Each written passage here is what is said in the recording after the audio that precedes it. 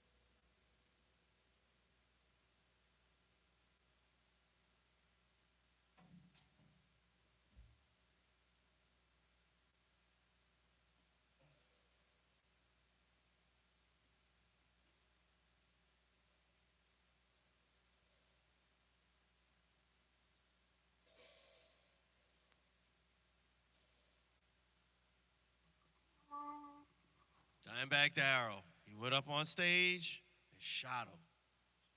Ugh, I remember that. I saw the footage.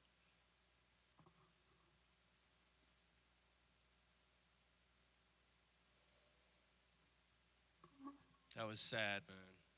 That was sad. Dimeback Darrell. I remember that.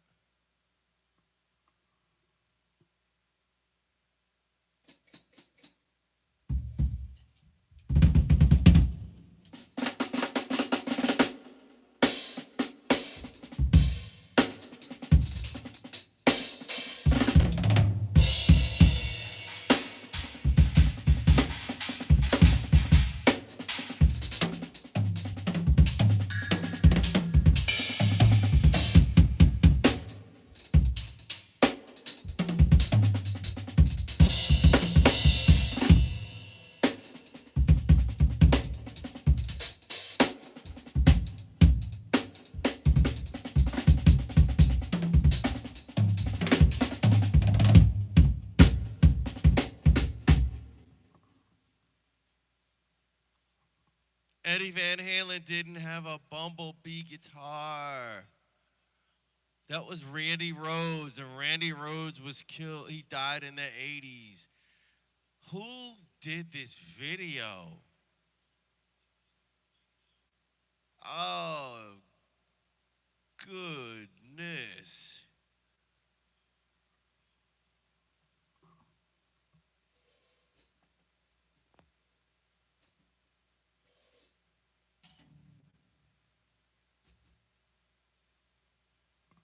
Eddie had the Frankenstrat. Randy Rhoads had the Bumblebee Flying V. Actually, he didn't even have a bumblebee flying V. He had a polka dot flying V. A black one with white polka dots. And Eddie had the Frankenstrat.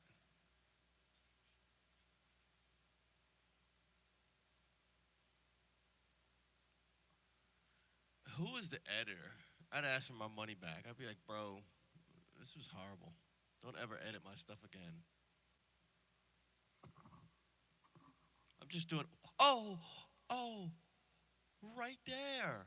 They filmed it. Holy schmoly.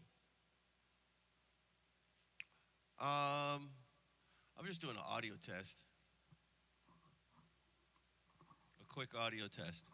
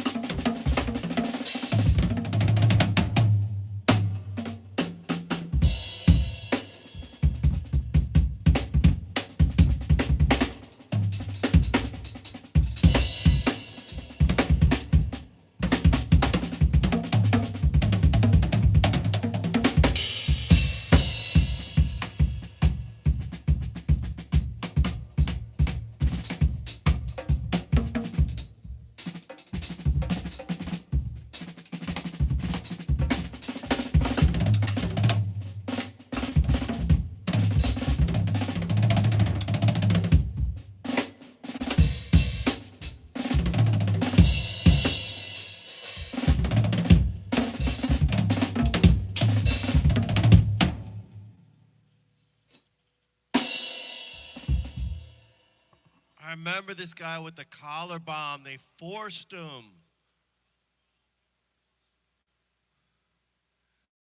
And they exploded the bomb. I remember this.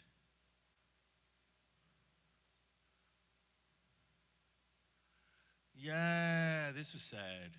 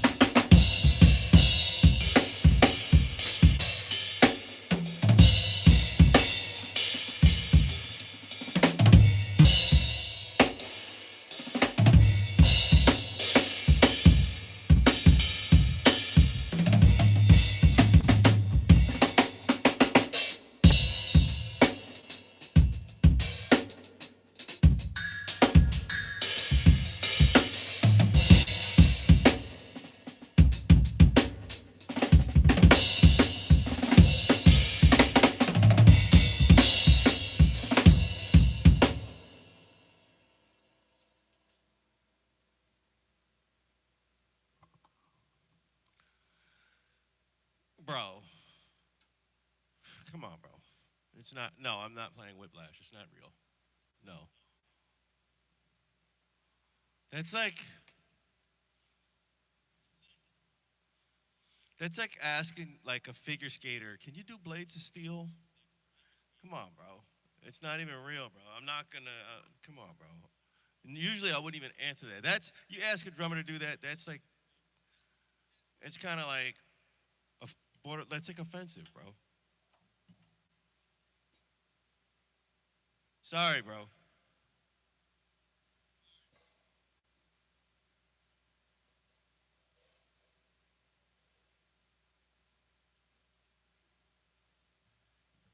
Every drummer, you know, Whiplash is like what?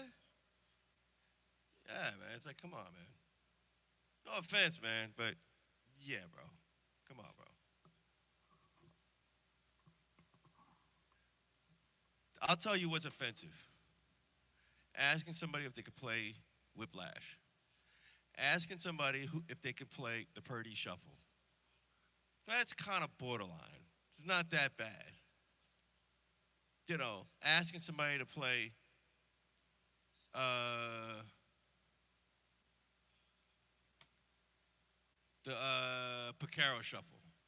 That's offensive. Like, bro, come on, man. You know, that's like offensive stuff, bro. Don't ever ask a drummer to do that.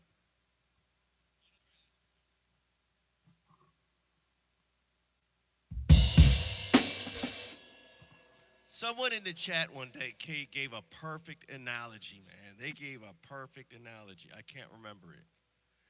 Um, when someone asks a drummer to play Whiplash, somebody they're out during a live stream. They gave a perfect analogy. I can't remember. It was funny, but it was like perfect. It was a perfect analogy.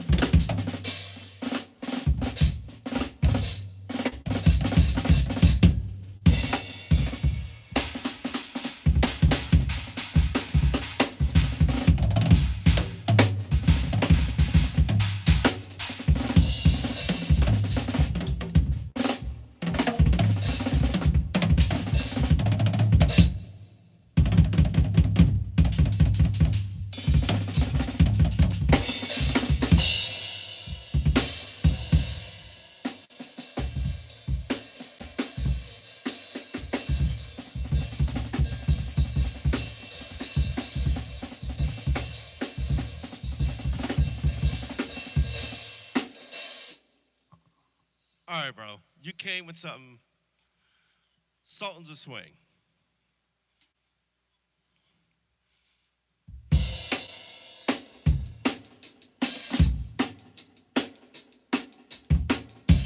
Ba-dum-bum, ba-ba-dum-bum, ba-dum-bum. There's another song they had, Dire Straits.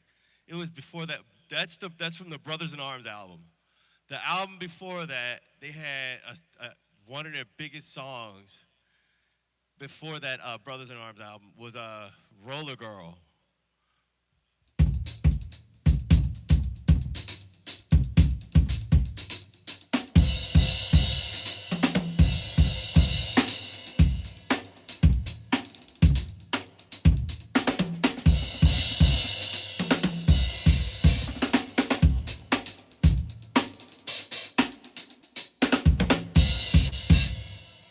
Yeah, it's a really, really good song.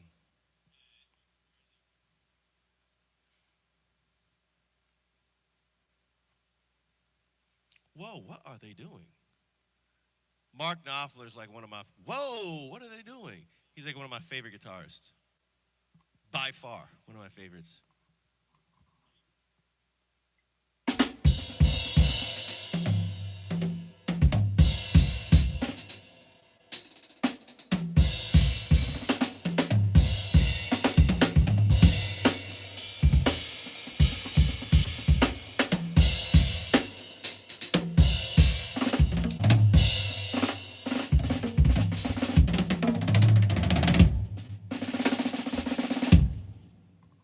I remember this Space Shuttle Columbia. For some reason, I had stayed home from school.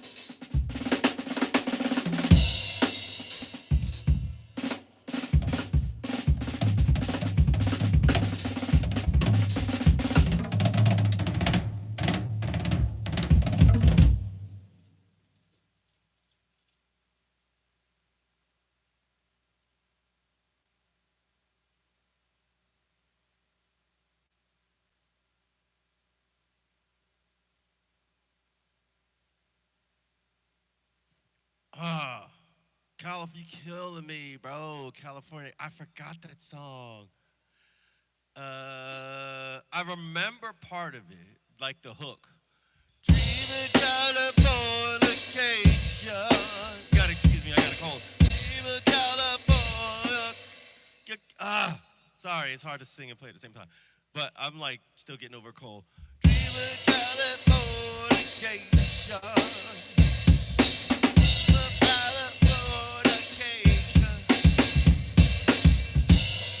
Yeah, man.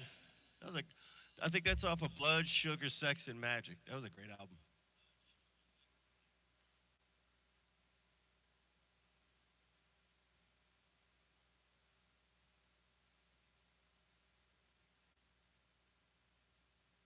Yeah, Money for Nothing. Yeah, bro, Money for Nothing. What's that other song? The song that you mentioned. That one, Brothers in Arms, the title track. That album was ridiculous, man. That was a good album, man. That was a really, really good album. Um,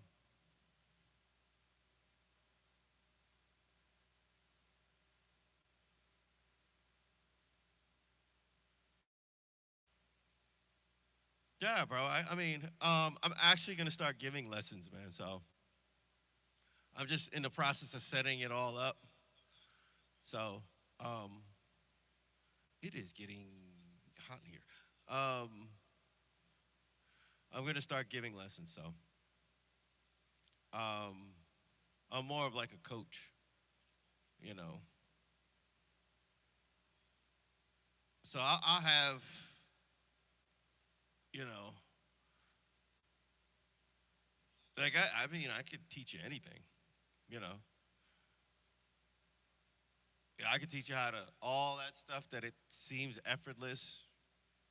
Trust me, I can teach you how to get there. It's a lot easier than people realize. You know, the problem is a lot of guys who play like that, and this isn't an exaggeration. There's a video on YouTube. And I tell people this all the time. There are drummers who purposely keep that stuff from other guys. I'll put it this way. You guys you can do the research for yourself, but I'll give you some hints. Thomas Pridgeon was in the video giving up the game. He was giving all the little tips and tricks. And he was doing a drum clinic with another drummer. And they asked the other drummer, how do you play so fast? And he just was like, oh, I just do so-and-so and such and such and such. And so-and-so and such and such and such. And Thomas called him one. He was like, no, it's not. That's not true. He said, we had power wrist builders. We bought power wrist builders. I'll show you what power wrist builders are.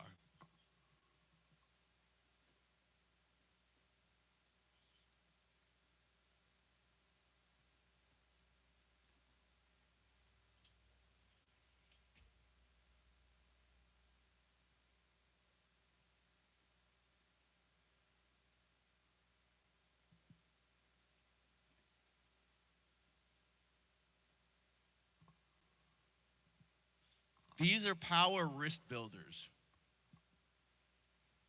Aluminum drumsticks. They're like twice as heavy. Well, they're about one, I don't know, man. They're heavier. Yeah, they definitely feel heavier than marching bands. They're the size of regular drumsticks. The exact size of regular drumsticks.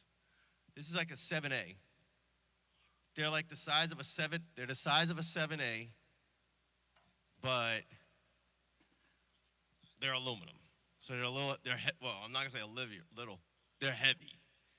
But don't ever play them. Don't use them on your drum set.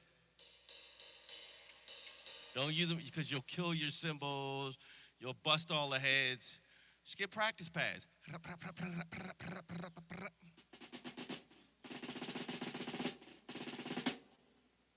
Be careful. Be careful with these. Only use them on practice pads. They will get your hands really, really fast. There's other stuff, but Thomas busted him out. He said, yes, there is. Yeah, he was like, what he used to do, because they knew each other. Thomas was 8, and this other drummer was 9. And they would shed. And he said, yes, we would. He said, we would use power wrist builders. He was like, those aluminum sticks. As soon as he said that, I went out and got some power wrist builders. There's all kinds of little tips and tricks. And I'm going to tell you, there's a guy I know named Joey Navola. He taught me a lot. I never took a lesson from him. I could watch you and learn from you. I could just watch and be like, oh, that's what he's doing. But he told me one time, he said he had like brass drumsticks, which were just as heavy. But he was like, you got to watch out because they'll ruin your touch. You know what I mean? But he was like, all that super fast stuff, he was doing that in like the 80s, bro. The stuff that you're doing now, he was doing it in the 80s, bro. He was doing stuff like playing traditional grip, and then he would let the stick go like this, and then tuck his thumb like that, and somehow he'd be playing a roll. The stick would be rolling up and down his arm as he's playing a roll. He'd be like, and then catch it, and then like, this dude was doing all little flip tricks. He was doing all of that. He was doing all of that. And one of the guys who he had been teaching for like 5 or 6 years was doing the same stuff. There was an open jam. This is in Jersey. It was an open jam. There was like 2 drum sets, 2 like, 4-piece drum sets, and, with double pedals. And these dudes would just go back and forth. just playing back and forth, shedding. This wasn't the 80s. This was like 94. This is like 94, 95. I met a guy who also turned me on to a lot of good music to listen to as a drummer. Was another one of his students called John Marchanian. He was another guy who was a beast. He hit me to like molar technique and a lot of stuff. But like we could never afford lessons. So I just knew a bunch of guys who were teachers. They were insane drummers and they were teachers. And the guy, Joey Navola, he's got to be at least 66, 67. He's got at least. And he's still murdering it, bro. I saw a video on Facebook of him just like, they gave him like this drum solo. They were playing like Moby Dick. And he was just like killing, man. All of that.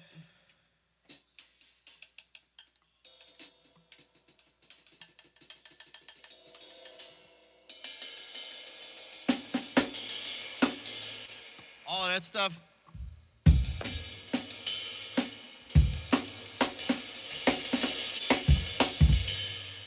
Like all of that drumming. Whoa. On camera. He was doing all of that stuff, man. But I learned a lot of stuff just by hanging around dudes.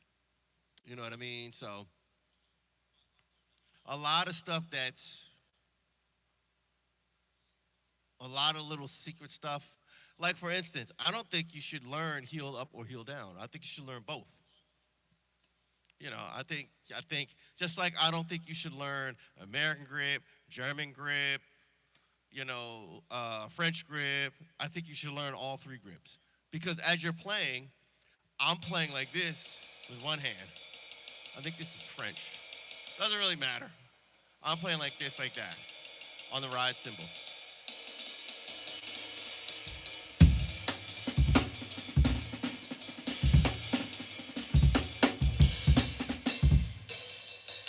So if I'm doing this hand, meanwhile, this hand is playing palm down. This is playing palm out.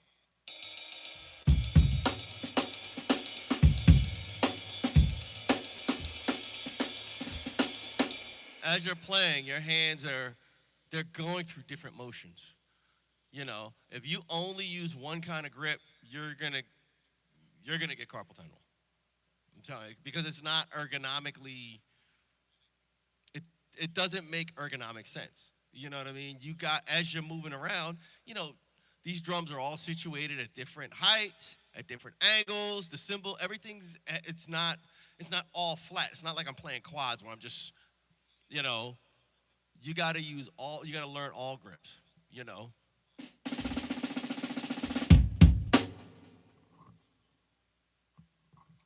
But listen, subscribe. I hate saying that. I hate subscribe. But if you really want lessons, subscribe, and I'll keep you up to date. I stream every day, usually twice a day, usually in the morning and at night. Sometimes 3 times a day, sometimes 4 times a day. But I stream at least, I'll say this, I can't even say at least once, twice on average. Like 6 out of 7 days, twice a day. 6 out of 7 days. Now, in those 6 days, I might stream 3 times. I might stream 4 times. You know what I mean? I might stream 5 times. So I'm always streaming. But subscribe to this channel. And I'm in the process of setting everything up now. If you're really serious about lessons, I'm actually, like I said, I'm in the process of setting everything up so I could do one-on-one sessions with people, But yeah, so.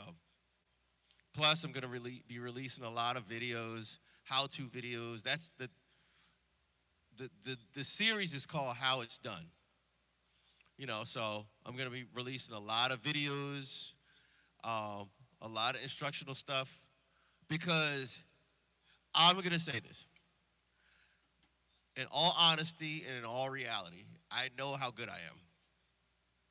The problem is people think that the level of playing that I'm at, they think it's unattainable. It's not. It's really not. It's not unattainable. It just takes putting in time. You know, putting in time and in either A, you don't really get there until A, unless you get lessons and the guy who's giving you lessons plays at that level and he's done all the homework and he can tell you everything. I learned that from Joey Navola. Every student he had was a monster. Every one of them. That's no exaggeration. I haven't seen like every one of them. Every one of them was like killing to the point where they were just like, hey man, like everybody's like, yo, can you give me Brian Nelson, Bob Butterworth, John Marchand, like every one of the guys who learned from him, Dave Master DeCasa, all those guys, they were all monsters. They all played at an insane level.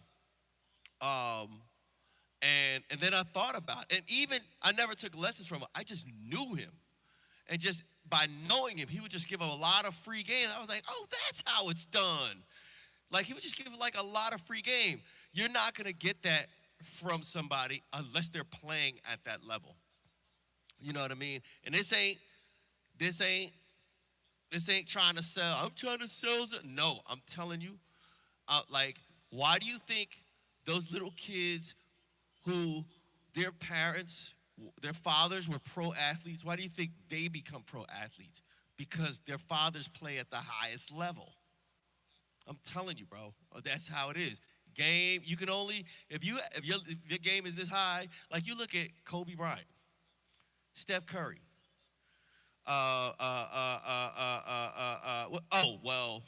LeBron was different because his mama was homeless. So she kind of was like, she told his coaches, y'all need to take him. So he ate, slept, and breathed basketball. Like you go to any Ken Griffey Jr., what's his name? The other baseball player with the big head, Barry Bonds. There's like so many pro athletes. It's getting to the point where it's like, you know, they're looking at it like, oh, it's nepotism. It's not nepotism. Their parents, their fathers were like pro-level athletes. Even, what's his name? Pat Mahomes.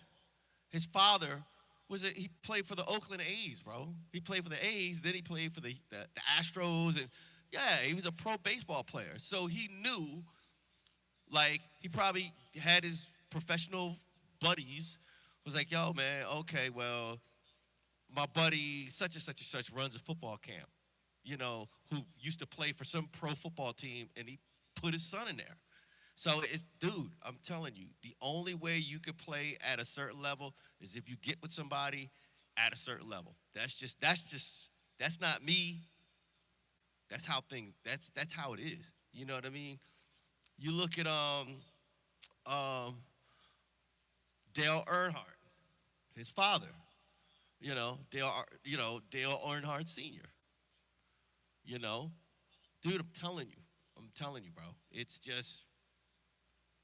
It's not genetics. And I say this, bro, like, I'm not even naturally good at rhythm. The fact is, you could have the most basic level of, if you could clap along to this, then you got rhythm. Now, if you play on a drum set and you're kind of all over the place, it just means your sense of timing and rhythm has to be refined.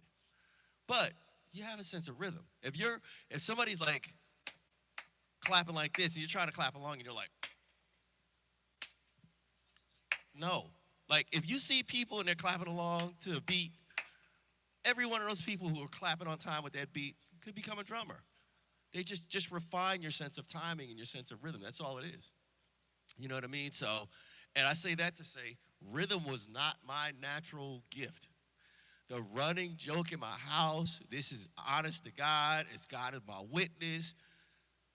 The running joke in my house was my uncle used to say, they used to laugh at me.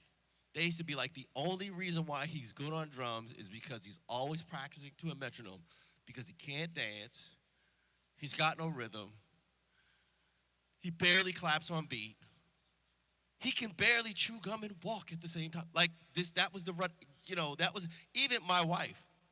My wife has been dancing since she was 3 years old. I showed a picture of her and her mom when she was like maybe, it might have been like 2.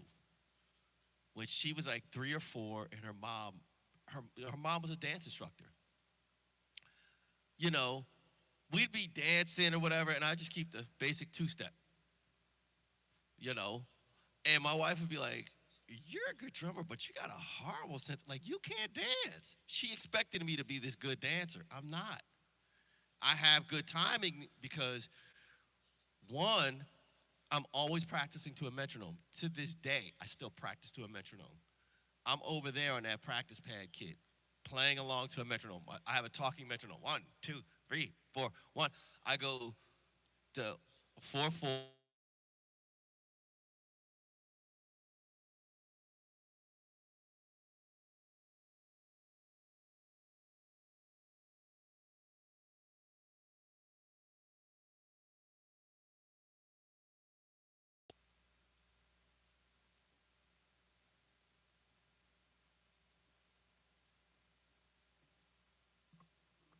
But I let it go from 4, 4.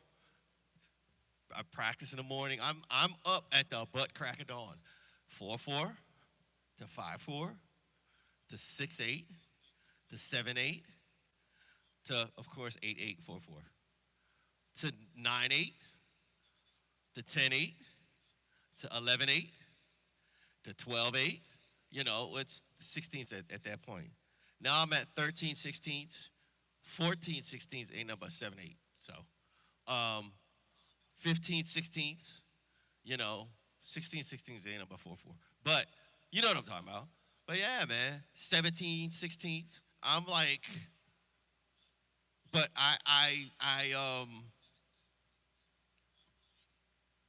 I'm always working on time.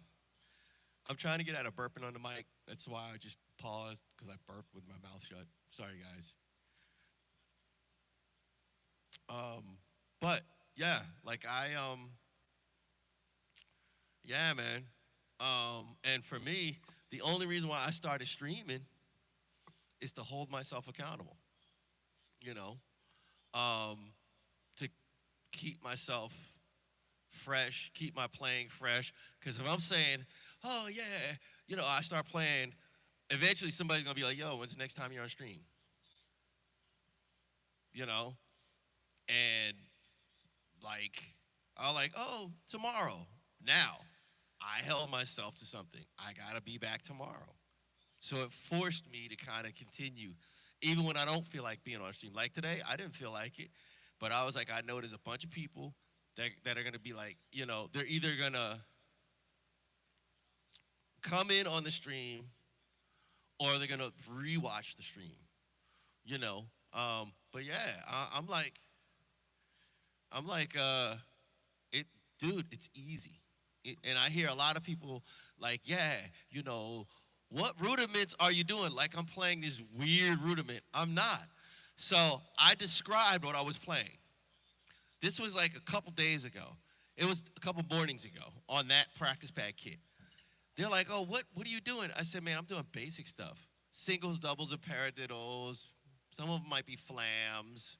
Now my paradiddles, I play, inverted paradiddles because they're easy. They sound like, if I play inverted paradiddles, that's accented singles. That sounds like this.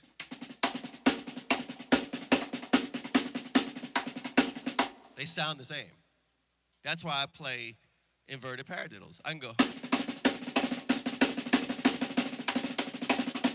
They sound the same. But it's nothing special. And then I showed him. I was like, yeah, you just play this, you play that. I do this, I do that. If I'm playing doubles, I start my doubles and end my doubles with a single. Like I'll go.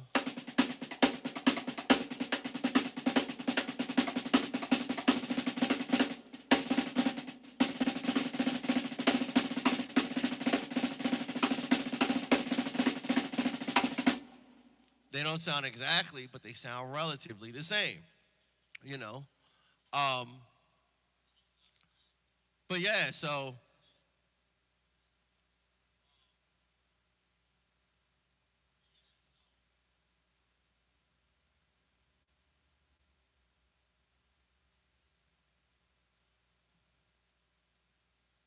um, but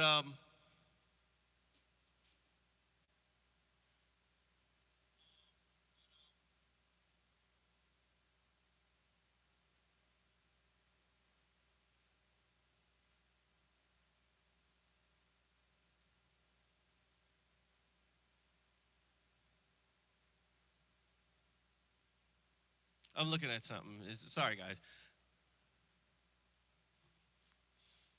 Um,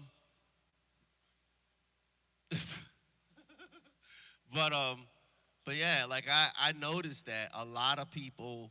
There are a lot of guys. I don't. But there are a lot of guys who I don't know, man. I like there's stuff that's you know that looks crazy and just ridiculous, but it's really simple. It's really I heard this from Vinny Colaiuta, who's like a freak of nature on drums. Um, he said a lot of the most complicated stuff is just patterns. He's another one gives a free game, you know. And he's back in the day, and he gives a free game. Like his technique is incredible. And I remember I read it in a Modern Drummer magazine article. He said it's just patterns, bro. It's just like this is one of his patterns.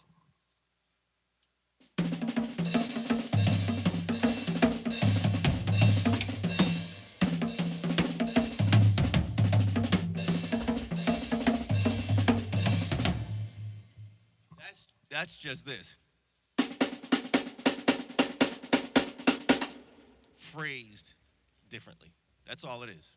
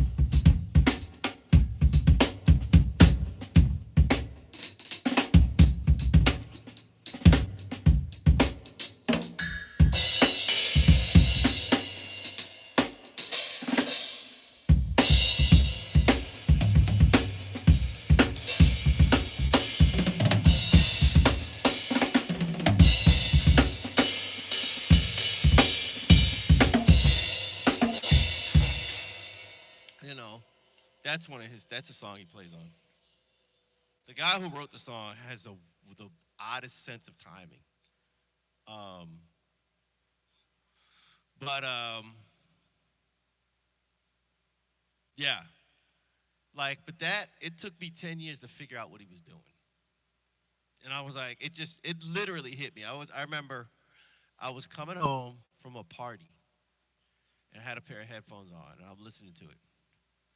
Um, and then we started listening to it, and the dude I was with at the time, one of my homeboys, he was driving me home, and that sound kind of sus.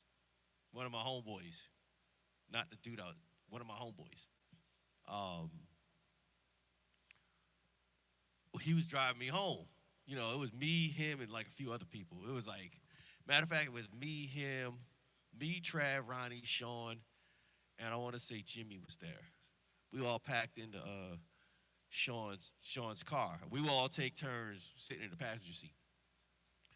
And I was just like, I wanted to hear it. It's a song called Spokes.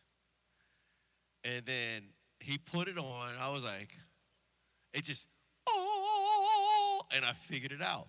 And then it brought me back to that article where he said, everything you do, you think it's weird, it's just patterns. And then fast forward, I heard an interview with Thomas Pridgeon. He said the same thing. He was like, man, everything is just patterns, bro. It's just, that's all it is. It's just patterns. It's nothing new. It's nothing, just this weird revelation. It's just patterns. All of that stuff is just patterns, you know. And speed doesn't come from just, I gotta struggle. Speed comes from, I call it the making up your bed thing. If your parents tell you, okay, little Johnny, make up your bed. And at first it's gonna take you about 10 to 15 minutes because you're kind of little and and you're trying to figure out how to make up the bed. You're making up the bed. It might take you 10 minutes to get there. And then your parents walk in, be like, that's not really made up, man. Do that again. So it's going to take you an extra 5 minutes. So it took you 15 minutes to make up your bed. Fast forward. Okay, Johnny, make up your bed. Okay, because of course you're going to forget. Okay, Johnny, go back in your room, make up your bed. So after that, that time gets crunched down from 15 minutes to 10 minutes. You keep doing it, the time gets crunched down from 10 minutes to 7 minutes. Because you're getting used to it. You crunch that down, it goes from 7 minutes to 5 minutes. Okay? You crunch it down some more, it goes from 5 minutes to 3 minutes. You crunch it down some more, you wake up, alarm clock off, you take all that crumb cake out your eyes. You take your pillow off with one hand, put the pillow back on, tuck everything, 2 minutes and 30 seconds. That's speed. That's how come it looks like I can do stuff. Like I heard somebody, I put something on Reddit. I put a video on Reddit. And one of the comments was, they were like, what's that little drum in front of your bass drum? I was like, yo, man, it's a sub kick, basically. It's a large 6-inch diaphragm sub-frequency mic. And they were saying, like, this wasn't a question so much as it was a comment. They were like, it seems so effortless. The stuff the speed, that you're playing at, it seems so effortless. The only reason why it seems effortless is because I didn't try to play fast. I just would practice stuff to a slow metronome.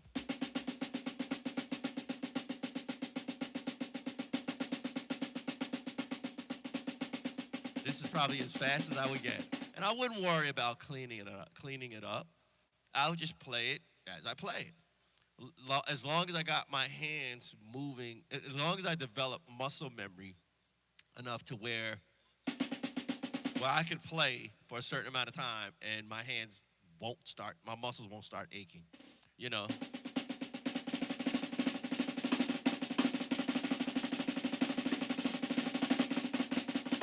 You know,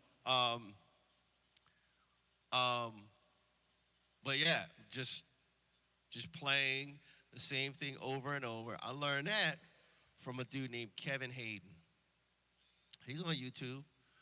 He had a YouTube page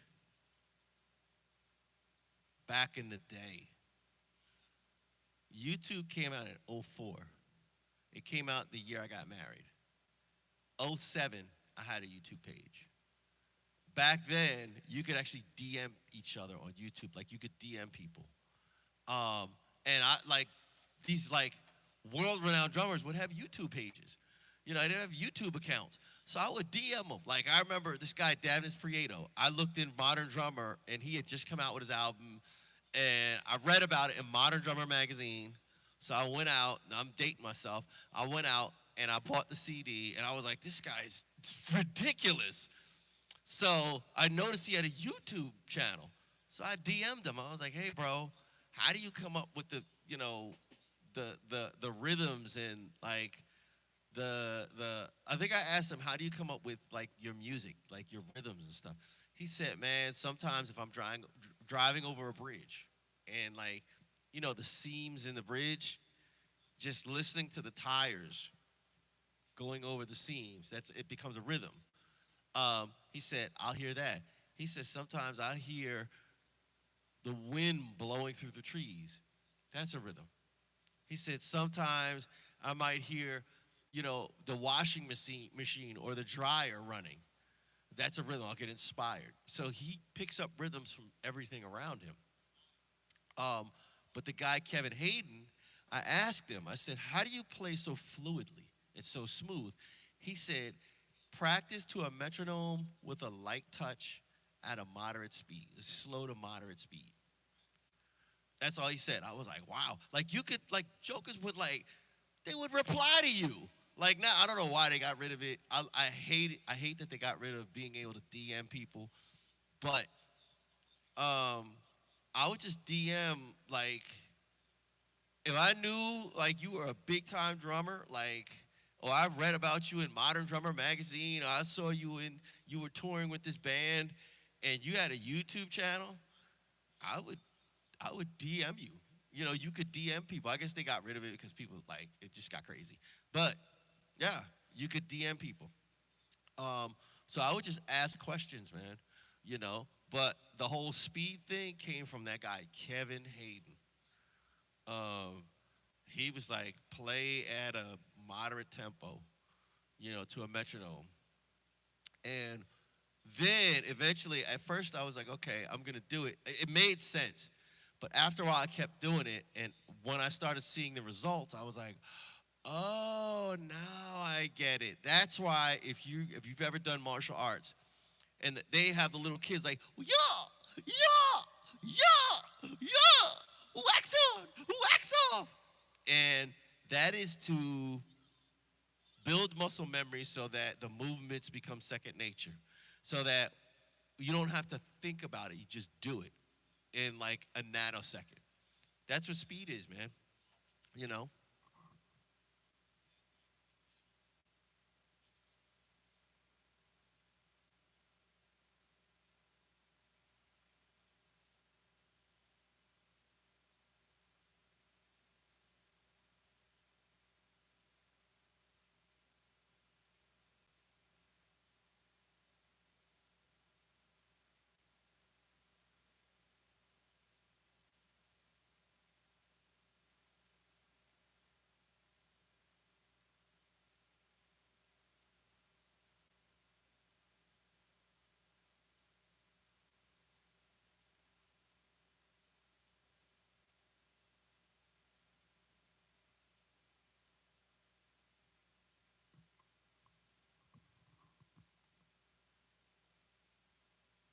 Vasudev, if it bothers you, you can swipe on, bro.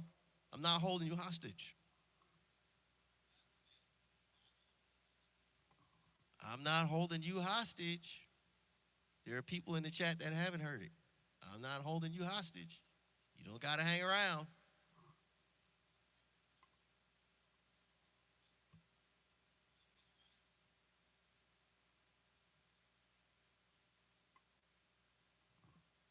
What do you mean? What do you mean a Bob Bonham triplet? This?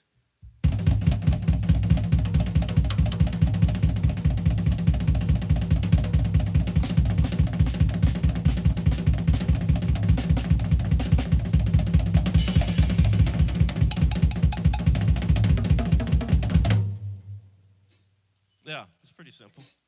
And it's not a Bonham triplet, it's just a triplet. Like Buddy Rich was doing stuff like that.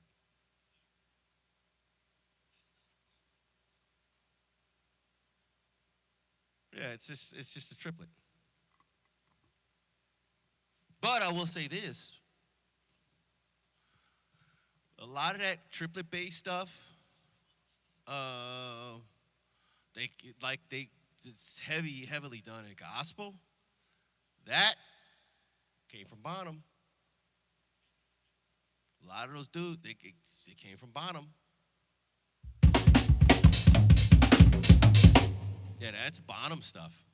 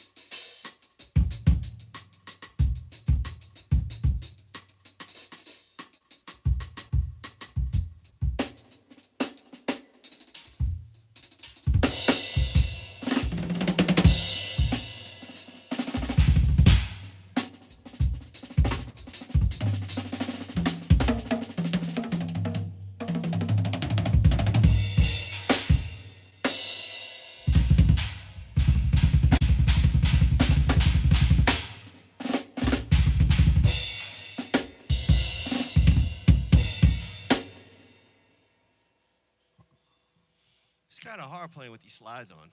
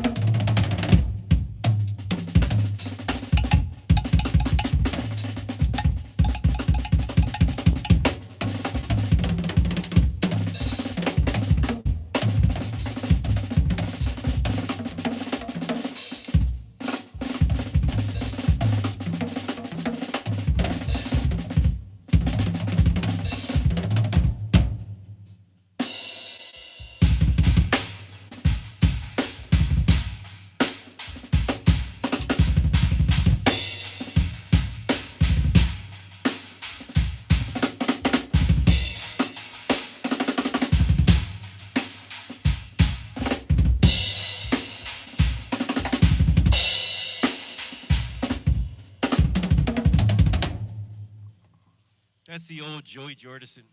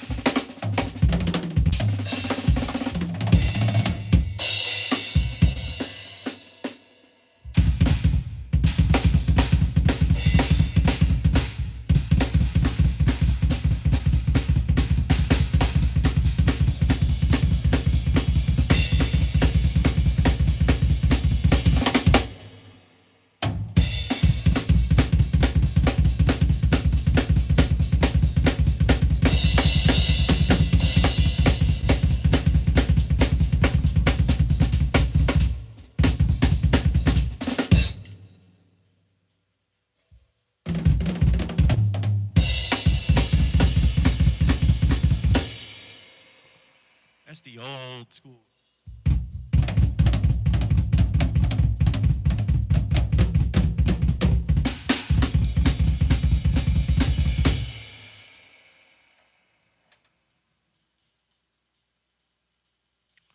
Oof. Kind of getting my energy back.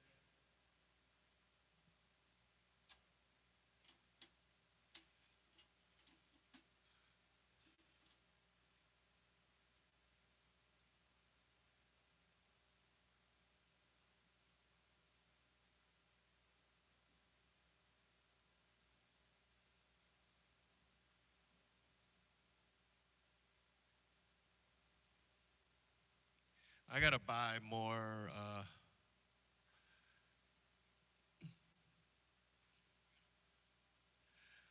lug locks. Matter of fact, I gotta order some of those right now.